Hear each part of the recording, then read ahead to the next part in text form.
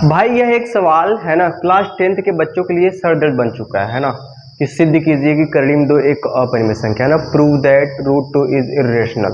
ठीक है, √2 √3 √5 √7। ठीक है, बच्चों को लग रहा है अरे यार ये क्या हो रहा है। ठीक है, तो सवाल टीचर्स डरा रहे हैं बच्चों को, है ना, इतने तरह के बता रहे हैं ना, कोई कुछ बता रहा है, कोई कुछ बता रहा है, कोई उनको लग रहा है इसमें सही कौन सा है ना, कैसे इसको समझा जाए। ठीक है, तो आज के इस वीडियो में ये जो आपका जो सर दर्द है वो पूरी तरह से खत्म होने वाला है ना। तो आपको क्या करना है, बस वीडियो को अंत तक जरूर देखना है, और अगर ना समझ में आए तो मेरी वीडियो को कभी मत देखना। ठीक है, इतने सिंपल तरीके से सबसे बेस्ट सोल्यूशन बताया है ना। अगर आप इसको इस तरह से करते हैं तो आपके एक भी नंबर नहीं कटेंगे, और आपको इतना बेहतर समझ में आ जाएगा कि आप अपने मतलब किसी को भी समझा सकते हैं। ठीक है, तो आइए बात करते हैं, है ना, कि इस तरह के सवालों को हम कैसे प्रूफ करते हैं। ठीक है, चाहे हमारे पास √2 हो, चाहे √3 हो, √5 हो, √6 हो, √7 हो, √8 9 10 कुछ भी हो। ठीक है, सिंपल तरीके से कर सकते हैं। ठीक है, तो आइए बात करते हैं। आपसे कहा जाएगा कि सिद्ध कीजिए कि करड़ी में 2 एक अपरिमेय संख्या है ना, सिद्ध कीजिए कि करड़ी में 3 क्या है, एक अपरिमेय संख्या है। तो इसको कैसे करते हैं, है ना, सिंपल तरीके से आपको समझाऊंगा, ध्यान से देखिए। ठीक है, जैसे अगर हम बात करें करड़ी में 2 का, अगर हमें है ना करना है प्रूफ कि ये क्या है, एक अपरिमेय संख्या है, तो हम लोग कैसे करेंगे, ध्यान समझें। हम लोग लिखेंगे सबसे पहले माना करड़ी में 2 क्या है, एक परिमेय संख्या है। करड़ी में 2 क्या है, एक परिमेय संख्या है ना। इसको मान लेंगे कि ये क्या है, एक परिमेय संख्या है। ठीक है ना।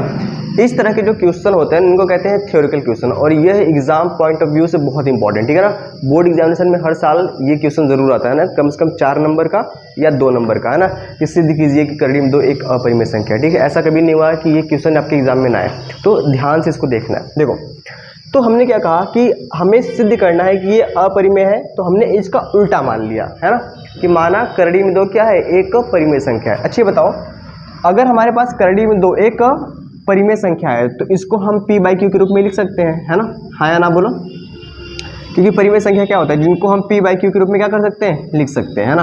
तो अगर करड़ी में 2 को हमने क्या माना है, परिमेय संख्या माना है, तो इसको हमने कैसे लिखना है बच्चा, p/q के रूप में। ठीक है, अब यहाँ पे जो मैं एक बात लिखने वाला हूँ, है ना, इसी बात से प्रूफ होगा, और ये बात आपको ध्यान से याद कर लेना है और समझना है। ठीक है, जहाँ पर, है ना, जहाँ p और q, जहाँ p, है ना, और q सह अभाज्य संख्याएं हैं, है ना। अब आप कहोगे ये सह अभाज्य संख्याएं क्या होता है, ये बात मैंने इंट्रोडक्शन में बताया था। जहां p और q क्या है बच्चा, सह अभाज्य संख्याएं। इसका मतलब क्या है कि सह अभाज्य संख्या का मतलब क्या है कि जो p और q है ना, जो p और q है ना, क्या समझ लो, जो p और q है वो एक के अलावा किसी और से नहीं कटेगा। यही तो होता है सह अभाज्य संख्या, है ना। ऐसी दो संख्याएं जो केवल और केवल किससे कटे, एक से कटे, उन्हें कहते हैं सह अभाज्य संख्या। ठीक है, ये एक छोटी सी बात है। ठीक है, जहां p और q क्या है बच्चा, सह अभाज्य संख्याएं हैं, है ना, अर्थात है ना, p और q का ध्यान समझना, ये बहुत इंपॉर्टेंट लाइन है, p और q का, है ना, एक के अलावा, है ना। ठीक है, p और q का एक के अलावा कोई दूसरा उभयनिष्ठ गुणनखंड नहीं है, कोई दूसरा उभयनिष्ठ गुणनखंड नहीं है, है ना, गुणनखंड नहीं है ना। और हमें साथ में क्या लिख लेना है, और जो q है वो 0 नहीं है, तो यहाँ पे जो हमारा q है वो 0 नहीं है। ये बात आपको ध्यान देना। ठीक है, मैंने क्या लिखा समझो ध्यान से, है ना। जहाँ पे p और q सह अभाज्य संख्याएं हैं, आपको सिंपल सी बात बताता हूँ, जब भी हम कोई भिन्न, जैसे मान लेते हैं आपने कोई एक भिन्न की सवाल सॉल्व करी, ठीक है, कोई भी एक सवाल ले, मान ले 3/4 है और ऐसे 5/6, ठीक है, ऐसे लेता हूँ। ठीक है, आपने इसको सॉल्व करा, मान लेते हैं कि आपका आंसर आ गया 16/20, है ना, ऐसे ही बता रहा हूँ। ठीक है, आपका आंसर आ गया 16/20। ठीक है, और अगर आप एक मैथमेटिक्स के स्टूडेंट हैं तो आप यहाँ पे आंसर छोड़ना सही नहीं समझेंगे। क्यों? क्योंकि आप इसको और काट सकते हैं ना, यानी कि आंसर हमेशा क्या है, सिंपलेस्ट फॉर्म में लिखा जाता है, यानी कि सरलतम रूप में। तो अगर आप ध्यान से देखो तो कट जाएगा, 4 चौक 16 और 4 5 कितना हो जाएगा, 20 हो जाएगा। ठीक है, तो जब भी हम कोई भिन्न लिखते हैं तो उसको एकदम सरलतम रूप में लिखते हैं। अगर आप इस सरलतम रूप को ध्यान से देखेंगे तो जो 4 और 5 है ना, ये एक सह अभाज्य संख्या है। क्यों? क्योंकि ये सिर्फ किससे कटेगा, 1 से कटेगा। ठीक है, किससे कटेगा, 1 से कटेगा। ठीक है, और ये जो 1 इसको काट रहा है ना, उसी को गुणनखंड कहते हैं। मतलब कि कोई संख्या जिस से कटती है वही उसका क्या होता है, गुणनखंड होता है। जैसे मैं आपके सामने लिख दूं, है ना, कि 2 और 4, 2 और 4 जो है वो 1 से कटेगा, साथ में किससे कट जाएगा, 2 से भी कट जाएगा, है ना। तो 2 और 4 के 2 गुणनखंड है, एक तो 1 है, एक तो 2 है ना। ध्यान देना, दोनों को काटने की बात चल रही है ना। जैसे कोई आपसे कहते हैं कि 6 के गुणनखंड क्या हो जाएंगे, देखो 6 1 से भी कटेगा, 6 6 से भी कटेगा, 6 2 से भी कटेगा, 6 किससे कटेगा, 3 से। तो 1 2 3 6 ये इसके गुणनखंड है, कोई संख्या जिससे कट जाती है। तो हमने क्या कहा कि जहाँ पे p और q क्या है, सहअभाज्य संख्या है। जैसे ही हमने सहअभाज्य संख्या कहा, इसका मतलब ये है कि वो एक के अलावा किसी और से नहीं कटेगा, क्योंकि सहअभाज्य संख्या क्या होता है, मैंने क्या कहा अभी भी, है ना, कि जो संख्या सहअभाज्य संख्या है ये एक के अलावा किसी और से नहीं कटेगा। तो यही बात मैंने लिखी है ना, अर्थात p और q का एक के अलावा कोई दूसरा उभयनिष्ठ गुणनखंड नहीं है। मतलब एक कैसे कटेगा और किसी से नहीं कटेगा। और यहाँ पे जो हमारा q है वो 0 नहीं है। ये बात पे इतना फोकस मैं क्यों कर रहा हूँ कि इसी बात से हम प्रूफ करेंगे कि ये क्या है, एक अपरिमेय संख्या है ना। तो ध्यान से समझना, ठीक है। ये छोटी सी बात आपको समझ में आई होगी, है ना, कि हमने ये बात क्यों कही है। चलिए आगे बढ़ते हैं। बस इसके बाद समझो कि आपका काम हो गया, है ना। फिर आप क्या कर दोगे, है ना, इसका है ना दोनों पक्षों का वर्ग कर दोगे, ठीक है। तो आप लिखोगे, है ना, दोनों पक्षों का वर्ग करने पर, दोनों पक्षों का वर्ग करने पर, दोनों पक्षों का वर्ग करने पर, ठीक है। तो क्या हो जाएगा जी, √2 है ना, इसका स्क्वायर हो जाएगा। और यहाँ पे p बाई क्या है, q है, इसका क्या हो जाएगा, स्क्वायर हो जाएगा। तो यहाँ से जब भी करड़ी का स्क्वायर होता है, करड़ी हट जाती है, यहाँ से कितना हो जाएगा, 2 हो जाएगा। और यहाँ से क्या हो जाएगा, p स्क्वायर बटे q स्क्वायर हो जाएगा, ठीक है ना। इसके बटा कितना कर लेंगे, 1, इसका यहाँ गुणा कर लेंगे, कितना हो जाएगा, 2q स्क्वायर बराबर, इसका यहाँ पे गुणा करेंगे तो p स्क्वायर, है ना। तो यहाँ से अगर हम q स्क्वायर का मान निकालें, ठीक है, तो ये कितना हो जाएगा, p स्क्वायर बटे 2, ठीक है। आपको एक चीज़ हमेशा ध्यान देनी है कि एक बार क्या होगा, है ना, कि p स्क्वायर के बटे में कुछ आएगा और एक बार क्या होगा, q स्क्वायर के बटे में कुछ आएगा, है ना। तो ये चीज़ आपको हमेशा ध्यान देनी है ना, कि p स्क्वायर के बटे में कुछ आएगा, इसलिए हमने क्या करा, इसका यहाँ गुणा करा इसका, ठीक है, ताकि हम क्या कर सके, ये बात कह सके कि जो q स्क्वायर है वो p स्क्वायर बटे 2 है। तो कहने का मतलब ये है कि ये चीज़ आपको ध्यान देना है, ठीक है। ऐसा शक्ल जरूर आएगा, ठीक है। इस फोटो पे ध्यान देना, ठीक है। ये फोटो आपके क्वेश्चन में आना चाहिए। तो एक बार p स्क्वायर के बटे 2 आ गया है, एक बार कैसे आएगा, एक बार q स्क्वायर के बटे 2 आएगा, ठीक है। ये हमें लेके आना पड़ेगा, है ना। ये तो बड़ी सिंपल सी बात है। इसको कह लेंगे समीकरण नंबर 1, ठीक है। इसको क्या करेंगे, समीकरण नंबर 1, ठीक है। ध्यान देना, इस बात को हम कैसे लिखेंगे, ध्यान देना, क्योंकि है ना ये सब एक थ्योरेटिकल क्वेश्चन है। यहाँ पे क्या है, p स्क्वायर बटे 2, इसका मतलब क्या है कि जो p स्क्वायर है ना, 2 से विभाज्य है। विभाज्य का मतलब 2 से कट रहा है, ठीक है। p स्क्वायर 2 से क्या है, विभाज्य है। अगर p स्क्वायर 2 से विभाज्य है ना, ये चूंकि इसलिए क्या हो जाएगा, इसलिए p भी 2 से क्या हो जाएगा, विभाज्य होगा। इसलिए p भी 2 से क्या होगा, विभाज्य होगा, है ना। सिंपल समझो, ठीक है। अगर मान लेते हैं, मैं आपसे कह रहा हूँ कि अगर 2 का स्क्वायर 2 से कट रहा है, ठीक है, 2 का स्क्वायर कितना होता है बच्चा, 4 होता है, और 4 2 से कट जा रहा है, 2 दूनी 4, तो सिर्फ 2 भी तो 2 से कट जाएगा, है ना, 2 1 कम 2। अगर p स्क्वायर 2 से कट रहा है तो p भी 2 से कटेगा। उसी बात को लिखा है कि p स्क्वायर 2 से विभाज्य है ना, इसलिए p भी 2 से क्या होगा, विभाज्य होगा। अर्थात अच्छा मुझे एक बात बताओ, अगर p को 2 काट दे रहा है ना, अगर p को 2 काट दे रहा है, इसका मतलब क्या है कि 2 p का एक गुणनखंड है। जैसे मैंने अभी सिखाया था ना, जैसे 6 को कौन कौन काट रहा है, 1 काट रहा है, 2 काट रहा है, 3 काट रहा है, 6, 1 2 3 6, ये इसके गुणनखंड है, क्योंकि ये सब इसको काट रहे हैं ना। तो क्या लिखेंगे, 2 जो है p का एक गुणनखंड, अर्थात 2 p का एक गुणनखंड है, एक गुणनखंड है। सिंपल सी बात है, ठीक है। ये बहुत सिंपल बता रहा हूँ, ठीक है, आपको बहुत सिंपल समझ में आ जाएगा। ये एक थ्योरेटिकल क्वेश्चन है ना, ठीक है, तो इसको ध्यान समझना, इससे बेस्ट हो ही नहीं सकता ना। ये मैं बेस्ट सोल्यूशन आपको बता रहा हूँ, ठीक है। बहुत सोचने बहुत समझने की बात, ठीक है, ध्यान समझना। और ये आपके एग्जाम में है ना 4 नंबर का आएगा, ठीक है। तो इस चीज़ का आप ध्यान रखेंगे। चलिए ठीक है, इतनी बातें हमने कर ली, है ना। अब देखो क्या करेंगे दोबारा से, है ना, इस लाइन से उठाएंगे, इस लाइन से उठाएंगे, ठीक है ना। इस लाइन को ध्यान देना, इस लाइन से, है ना, ठीक है। इस लाइन से कह रहा कि p भी 2 से विभाज्य। अगर ये बताओ, अगर जो p है वो 2 से कटेगा, ठीक है। अगर p जैसे फॉर एग्जांपल, है ना, अगर 4 2 से कटेगा तो कुछ आंसर आएगा, कितना आएगा बच्चा, 2 आएगा। मान लेते हैं यहाँ पे 4 की जगह कुछ कोई मतलब अक्षर है ना। अब यहाँ पे कुछ भी हो सकता है, ठीक है। तो अगर मान लेते हैं कि जब 4 था, तो जब 4 को 2 से काटेंगे तो 2 आ जाएगा। लेकिन अगर कोई अक्षर है ना, और अगर p को हम 2 से काट रहे हैं तो कुछ तो आएगा, क्योंकि p की जगह कोई भी अंक हो सकता है, 2, 4, 6, 8, 10 कुछ भी हो सकता है। तो मान लेते हैं कि वो अंक क्या आएगा, m, है ना। अगर हम p को 2 से भाग के, क्योंकि यहाँ पे हमें नहीं पता है कि कौन सा अंक होगा, तो हमने कहा कि मान लेते हैं कि m आएगा। क्या आएगा बच्चा, m आएगा। इसको हमने क्या कर लिया, मान लिया, ठीक है। तो p को अगर हम 2 से काटेंगे तो मान लेते हैं कि आंसर m आएगा, ठीक है, क्योंकि हमें नहीं पता है कि p की जगह 4 है कि 6 है। अगर 4 होता तो 4 को अगर 2 से काटते 2 आता है, तो 2 की जगह ही समझो हमने m लिख दिया है, क्योंकि p को अगर 2 से काटेंगे तो मान लो कि m आ गया, ठीक है। फिर क्या करेंगे, इसके बटे 1 कर लो, इसका यहाँ गुणा करोगे कितना जाएगा, p 1 कम p, और ये था यहाँ पे 2m, ठीक है। तो फिर क्या करो, p का मान आपको समीकरण 1 में रख लेना है ना, ठीक है। तो आप लिखोगे p का मान समीकरण 1 में रखने पर, p का मान समीकरण 1 में रखने पर, ठीक है। अब आपको p का मान जब आप समीकरण 1 में रखोगे, है ना, ध्यान से समझिए, ठीक है। p का मान समीकरण 1 में रखने पर, है ना।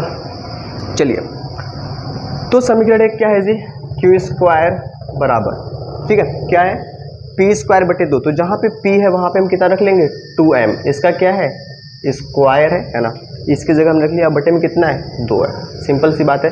तो क्यू स्क्वायर बटे क्या हो जाएगा, 2 का स्क्वायर करेंगे 4 हो जाएगा, m का स्क्वायर कितना हो जाएगा, m स्क्वायर हो जाएगा, और बटे में कितना हो जाएगा, 2। 2 से इसको काट देंगे, 2 दूनी 4 हो जाएगा, कितना हो जाएगा, क्यू स्क्वायर बराबर कितना हो जाएगा, 2m स्क्वायर, ठीक है। तो अगर हम यहाँ से m स्क्वायर का मान निकालें तो m स्क्वायर बराबर क्या हो जाएगा, क्यू स्क्वायर बटे 2। मैंने आपसे पहले ही कहा था, है ना, कि एक बार क्या होगा, ध्यान से समझना, एक बार p स्क्वायर के बटे आएगा और एक बार क्यू स्क्वायर के बटे 2 आएगा, है ना। तो जो बात आपने इसमें लिखी थी ना, ऐसे p स्क्वायर 2 से विभाजित, सेम बात इसमें भी लिखना पड़ेगा, ठीक है। तो ये आपका आ गया, है ना, कि m स्क्वायर बराबर की ये हो जाएगा, ठीक है, या इसको हम ऐसे भी लिख सकते हैं, या m स्क्वायर बराबर क्यू स्क्वायर बटे 2। तो जो बात आपने इसमें लिखी थी यही सेम बात आपको इसमें क्या कर देना है, कॉपी पेस्ट मार देना है, ठीक है। कैसे, चूंकि क्यू स्क्वायर 2 से क्या है, चूंकि क्यू स्क्वायर 2 से विभाज्य है ना, विभाज्य है, ठीक है, इसलिए, है ना, इसलिए क्यू भी, है ना, मतलब क्यू स्क्वायर अगर 2 से कट रहा है तो खाली क्यू भी 2 से कटेगा, है ना, क्यू भी 2 से विभाज्य होगा, है ना, क्यू भी 2 से विभाज्य होगा, है ना। वही बात, अर्थात, है ना, देखो, अगर मैं कह रहा हूँ कि क्यू स्क्वायर 2 से कट रहा है तो खाली क्यू भी 2 से कटेगा, है ना। इसका मतलब क्या है कि जो 2 है, अर्थात 2 क्यू का एक गुणनखंड है ना, एक गुणनखंड है। क्यों, क्योंकि 2 जो है वो क्यू को काट रहा है, काटने वाले को गुणनखंड कहते हैं। जैसे मैंने आपको 6 बताया था कि 1 2 3 6 को काट रहा है, इसलिए इसके गुणनखंड है। तो क्यू को 2 काट है तो इसलिए क्या हो जाएगा, 2 क्यू का एक गुणनखंड है। ये बात हमने लिख दी, यानी कि जो बात हमने यहाँ पे लिखी थी सेम बात हमने यहाँ पे लिख दी, है ना। इसमें आपको कोई भी डरने की जरूरत नहीं है। इतनी छोटी सी बात समझ में आई, बस समझो कि आपका काम हो गया, है ना। इतना लिखने के बाद समझो कि आपका काम हो गया, है ना। अब ध्यान समझना, यहाँ पे हम एक बात लिखेंगे, है ना, चूंकि,